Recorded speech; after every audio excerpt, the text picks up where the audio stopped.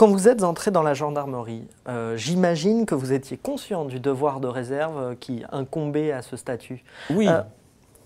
En devenant parallèlement chercheur au CNRS, chercheur associé, vous deviez imaginer que ça allait peut-être entrer en contradiction avec ce statut. Oui, bien sûr, j'étais conscient en rentrant dans l'armée de la gendarmerie qu'il y avait des limites à la liberté d'expression, mais tant que je n'avais pas poursuivi justement des recherches, etc., c'était quelque chose d'assez abstrait, vous voyez, le devoir de réserve.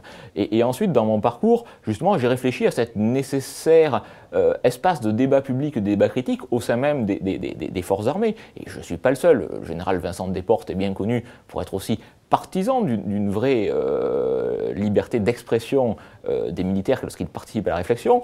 Donc pour moi, ça n'a jamais été compatible. Mais là, voilà, je suis clairement, on me signifie que c'est totalement incompatible et qu'effectivement, il vaut mieux ne pas réfléchir. Et ce qui est problématique, c'est qu'il vaut mieux ne pas réfléchir dans un certain sens.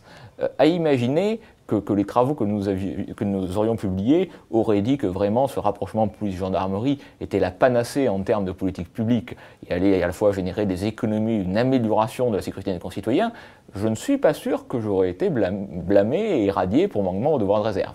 On voit bien que ce n'est pas tant l'expression elle-même qui bloque. L'expression divergente. C'est l'expression divergente.